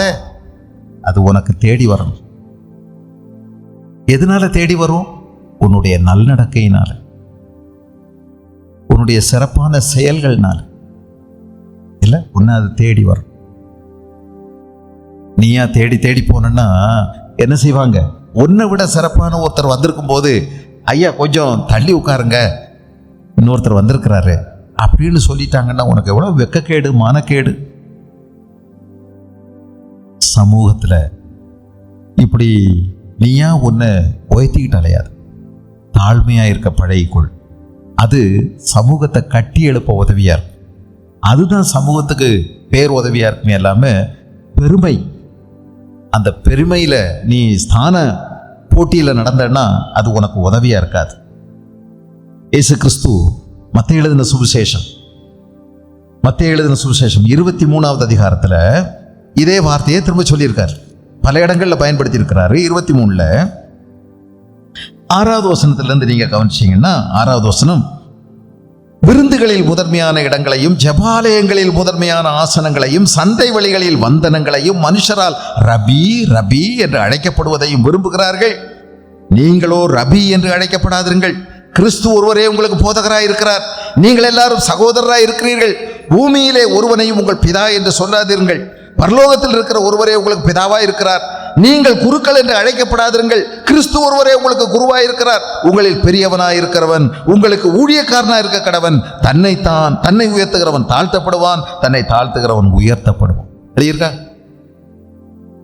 நம்ம இன்னைக்கு எத்தனை பேருக்கு முன்னாடி பின்னாடி நிறைய அடைமொழிகள் வேணும்னு நினைக்கிறோம் இல்லை? மாண்புமிகு அப்படின்னு நம்மளை சொல்லணும். ரெவரண்ட் டாக்டர் அப்படின்னு சொல்லணும். ரெவரண்ட்னா என்னன்னு அவருக்கு ஸ்பெல்லிங்கும் தெரியாது, அர்த்தமும் தெரியாது. டாக்டர்னு ஒன்று போட்டிருப்பாரு. 5000 ரூபா கொடுத்தா ஒரு டாக்டர் பட்டம் வாங்கிக்கிறார், ரெவரண்ட் டாக்டர். அப்புறம் இன்னொருத்தர் போடுறாரு மோஸ்ட் ரெவரண்ட் டாக்டர். இன்னொருத்தர் போடுறாரு ரைட் ரெவரண்ட் டாக்டர். என்ன பேரு? எத்தனையோ பேருங்க எழுதியிருக்கு பாருங்க. நீங்க இப்படி அழைக்கணும்னு எதிர்பார்க்காதீங்க. குருவேன்னு அழைக்கணும். நிறைய பேருக்கு பாஸ்டர்னு சொல்லலைன்னா கிரீடம் கீழே விழுந்து நொறுங்கி போயிடும். என்ன பாஸ்டர்னு கூப்பிடணும் இல்ல? அது எப்படி பிரதர்னு சொல்லலாம்? பாஸ்டர் நான் திருப்பி சொல்லு பாஸ்டர். அவர் திடீர்னு அவருக்கு பாஸ்டர்னு வராம ஃபாரஸ்டர் அப்படின்ட்டுருவார்.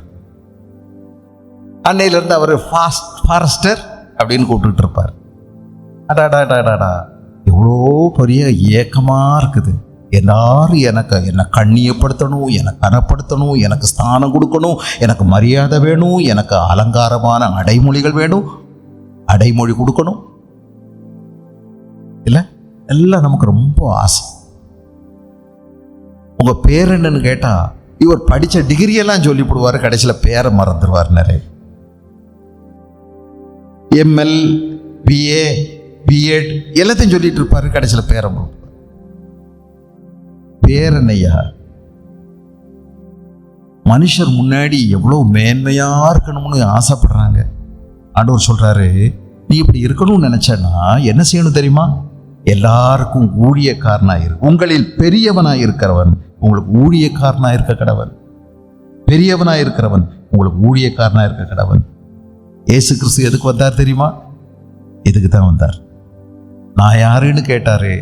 அவர் எஜமான், ஆனா நான் உங்களுக்கு ஊழியம் செய்யும்படி வரல. நான் யார்கிட்டையும் ஊழியம் வாங்கும்படி வரல, ஊழியம் செய்ய. I came to serve and to be served. நான் ஊழியம் செய்யவும் அநேகரை ஜீவனை கொடுக்கவும் நான் வந்தேன். பாருங்க, யோசிச்சு பாருங்க, நம்ம எப்படி இருக்கிறோம்? நமக்கு பெரியவங்களா இருக்கணும்னு நினைக்கிறோம். யாருக்கும் ஊழியம் செய்ய கீழே உள்ள வேலை செய்ய நமக்கு பிடிக்கல. நீ கீழே உள்ள அடிமட்ட வேலைகளை கூட செய்யறதுக்கு தயாரா இருந்தா தான் நீ பெரியவனா இருக்க முடியும். யேசுராஜாவுடைய இந்த போதனைகள் எவ்வளவு உலகத்துக்கு வித்தியாசமா இருக்கு, தலைகீழ் வித்தியாசமா இருக்கு. பெரியவனா இருக்கணும்னா எல்லாருக்கும் சிறியவனா கடையவனா இருந்து எல்லாருக்கும் ஊழியம் செய். Servant leadership. இயேசுக்கு சுவாதான செஞ்சு காமிச்சாரு. தண்ணி எடுத்து 12 சீஷருடைய கால்களை கழுவினார். அங்கே வேற யாராவது ஒரு வேலைக்காரன் அதை செஞ்சிருக்கணும், அங்கே இல்லை. இயேசு கிறிஸ்து தான் நீங்க போய் விருந்துக்கு இந்த மேல் வீட்டை ஆயத்தம் பண்ணுங்கன்னு சொன்னார். அங்க பாருங்க, எக்ஸ்க்ளூசிவா 12 பேருக்கு தான் அனுமதி, வேற யாருக்குமே அனுமதியே இல்லை. அந்நியர்களுக்கு அனுமதி இல்லை, போர்டு வச்சிருக்கு. ஆக 12 சீஷர்களும் இயேசுவும் தான். யார் இந்த காலை கழுவுறது? தம்முடைய மேலங்கியை அவர் கலட்டி வைத்துவிட்டு ஒரு சேலை எடுத்து அதை உடுத்தி கொண்டு அந்த சேலையினால எல்லாருடைய பாதங்களையும் கழுவி துடைத்தார். என்ன தாழ்மை? யாரு? சர்வபூமியின் ஆண்டவர். நமக்கு அடுத்தவங்களுடைய பாதத்தை கழுவாட்டி கூட பார்க்கறது கூட மனசு வராது, தொட மனசு வராது. அப்போ எப்படி கழுவுவோம்? அப்படியே கழுவுனாலும் என்ன சொல்லி கழுவுவோம் தெரியுமா? ஏய் பார், நான் யார், எவ்வளோ பெரிய ஆள், போயும் போயும் ஓங்கால நான் கழுவுகிறேன் அப்படிங்கிற ஒரு ஆணவத்தோட தானே கழுவுவோம். யாருக்காவது நம்ம செஞ்சா அப்படித்தானங்க செய்வோம். என்னைக்கு நம்ம தாழ்த்துறோம்? தேவனுக்கு முன்பதாக தாழ்மைப்படுகிறவர்கள் தாங்களை யாருன்னு தெரிஞ்சு வச்சிருப்பாங்க.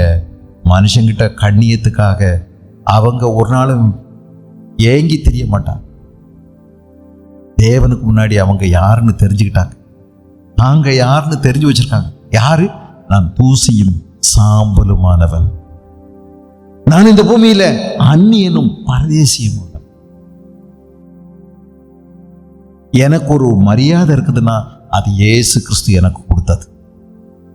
4 பேர் என்ன மதிக்கிறாங்க அப்படின்னா அது இயேசுவினால் வந்த கண்ணியம் கனம். சிடி ஸ்டட்னு ஒருத்தர் பெரிய கிரிக்கெட் வீரர், ஒரு காலத்தில் இங்கிலாந்து தேசத்தில் உள்ள பிரபலமான கிரிக்கெட் வீரர். ஆனால் அவர் ஆண்டவரை ஏற்றுக்கொண்டு அவருக்குன்னு முழு நேர பணி செய்யணும்னு சொல்லி மற்ற எல்லாவற்றையும் விட்டுட்டார். அவருடைய சொத்து சம்பாத்தியம் எல்லாத்தையும் கர்த்தருடைய ஊழியத்துக்காக கொடுத்துட்டார். அவர் ஒரு இடத்துல அறிமுகம் பண்ணாங்க. அறிமுகம் பண்ணும்போது என்ன சொன்னாங்க தெரியுமா? பயங்கரமா இவர் அப்படிப்பட்டவர், இப்படிப்பட்டவர், சாதனையாளர், இத்தனை விதமான சாதனைக்கு சொந்தக்காரர், பெரிய பணக்காரர், அப்படியா இப்படியானெல்லாம் நிறைய அடுக்கிட்டாங்க. ஆனால் அவர் எழுப்பி வந்தாரு. அவர் சொன்னாரு, நான் சாதாரணமான ஒரு தூசி, அற்பமான ஒரு மனுஷன், உன்னதமான தேவனுடைய ஒரு ஊழியக்காரர், அவ்வளவுதான் சொன்னார். வேற எதுவும் எனக்கு சொல்ல தெரியாது, சொல்றதுக்கு இல்லை. யோசித்து பாருங்க,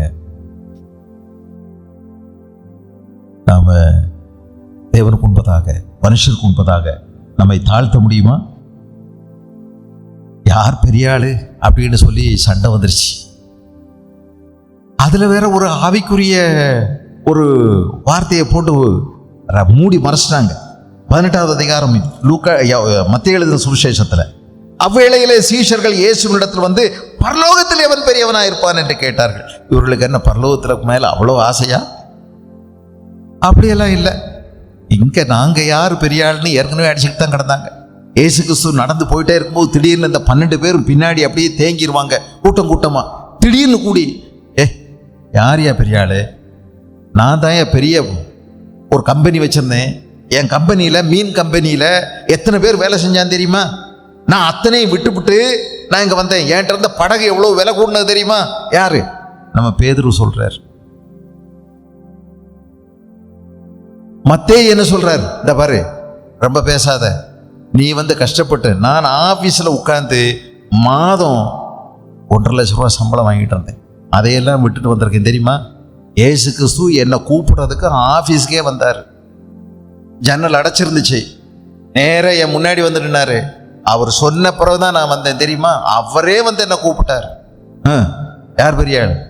இவர். இன்னொருத்தர் வர்றாரு. இந்த பாரு, ஏண்டா என்னதான் படிச்சினாலும் நான் யார் தெரியுமா? நான் ஐஏஎஸ் அகாடமியில ஃபர்ஸ்ட் ரேங்க் வாங்கினவன். இதுவரைக்கும் எவனுமே எனக்கு ஐஏஎஸ் போஸ்டிங் போடலை. நான் இன்னும் இருக்கிறேன். என்னைக்காவது எனக்கு வரும். நான் அந்த அளவுக்கு குவாலிஃபைடு. நான் ஐஐடியில் படித்த ஆள் தெரியுமா? அப்படி படித்தவங்க 3 பேர் 4 பேர் தான் உலகத்திலே இருப்பாங்க. அதில் நான் ஒருத்தன், ஸ்பெஷல் ஸ்பீஷீஸ். நான் யார் சொல்கிறேன்? யூதாஸ்காரியர். பயங்கரமான கணக்கில் கில்லாடி, பயங்கர ஞானம். யாரும் அவர்கிட்ட கணக்கெல்லாம் கேட்டு தப்பிச்செல்லாம் போக முடியாது. எந்த ஆடிட்டர் வந்தாலும் இவர் கணக்கில் தப்பு இருக்காது. ஒவ்வொருத்தரும் நான் யாரு, நான் எவ்வளோ பெரிய ஆள்னு அடிச்சுக்கிட்டு இருக்கும்போது இயேசு கிறிஸ்து என்ன சொன்னார் தெரியுமா?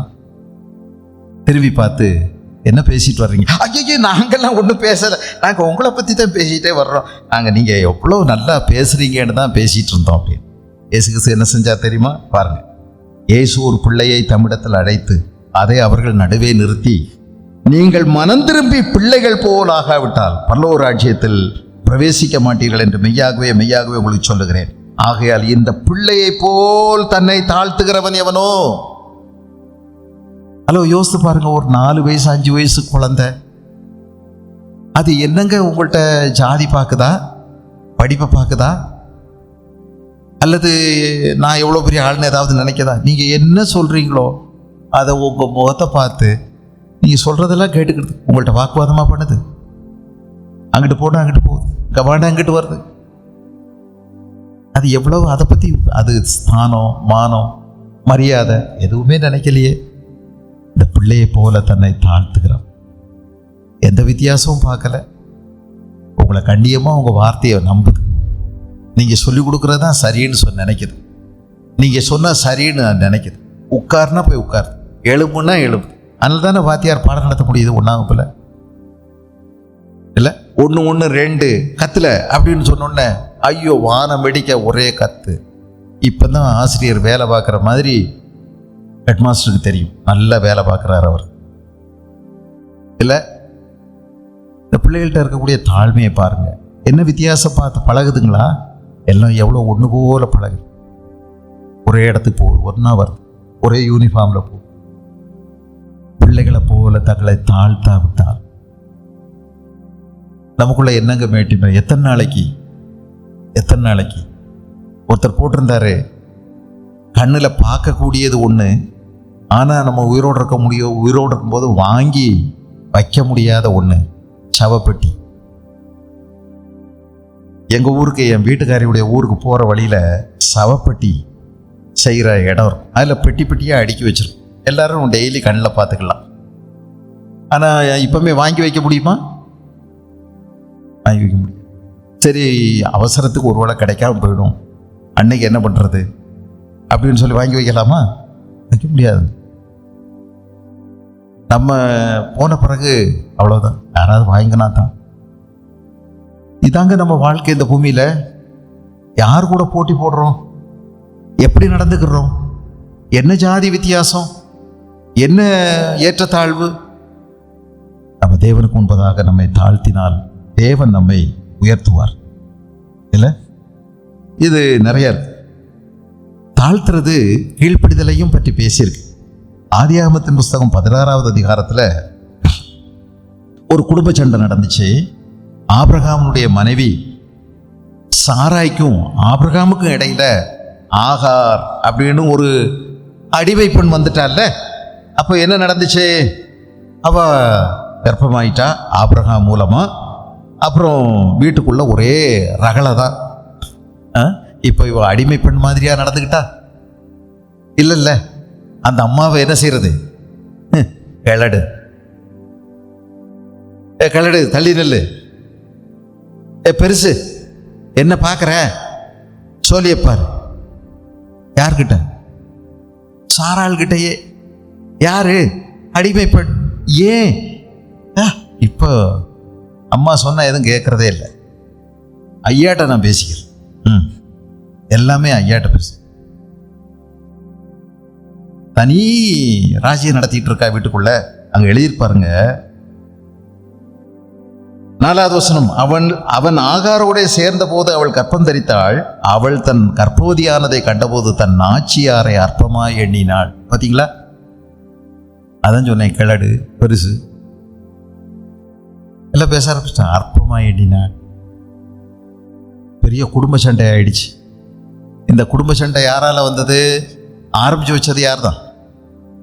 சாராள் தான். ஆபிரகாம் இதில் அப்படியே ரகசியம் பாதுகாத்துக்கிட்டாரு. எப்படா அவ சொல்லுவான்னு தான் அவர் காத்துக்கிட்டு இருந்தார். சொன்னதுதான் தாமதம். அவளை எடுத்தாச்சு. இப்போ பெரிய குடும்ப சண்டை. ஆபிரகாம்கிட்ட 2 பேரும் போய் பேசுறாங்க. சாராளும் பேசுறாங்க, ஆகாரம் பேசுறாங்க. இவர் பாருங்க 2 பேருக்கும் இடையில சிக்கிக்கிட்டார். சொல்லுவாங்கல்ல, மத்தளத்துக்கு 2 பக்கம் அடி, உரலுக்கு ஒரு பக்கம் தான் அடி. இப்போ 2 பக்கமும் அடி. மாட்டிக்கிட்டார். இங்கேயும் சொல்ல முடியல, அங்கேயும் சொல்ல முடியல. தனியாக வரும்போது நீ போ, நான் பார்த்துக்கிறேன் அப்படி. இந்த அம்மா வரும்போது நான் பார்த்துக்கிறேன், நான் இருக்கேன்ல அப்படிங்கிறது. 2 பேர் வரும்போது யார் எப்படி பார்த்துக்கிறேன்னு சொல்றது முடியல. தலையை பிச்சுக்கிட்டார். கடைசியில் என்னையா சொல்கிற அப்படின்னு அந்த அம்மா வந்துருச்சு. சரி, கடைசியில் உன் அடிமை பெண், உன் இஷ்டம் என்னமோ அப்படியே செய்யும் சொன்னது தான் தாமதம். அந்த அம்மா நடவடிக்கை எடுத்துட்டாங்க. சரிதானா? அடி அடி அடி அடின்னு அடிச்சு இங்கெல்லாம் உடைச்சு தலை பல விதமாக புடைச்சிருச்சு. என்னாச்சுன்னே தெரில. அடி தாங்க முடியாமல் ஓடியே போயிட்டாங்க. எங்கள் அம்மா வீட்டுக்கே நான் போகிறேன்னு வழியும் தெரியாது, ஒன்றும் தெரியாது. வந்துடுறப்போ நாள் ஆச்சு. ஒத்தையில் ஓடுறா, அழுதுகிட்டே ஓடுறா, தலைவிரி கோலமாக ஓடுறா, சபிச்சுக்கிட்டே ஓடுறா. தேவதூதன் ஒருவர் இடையில வந்தார்.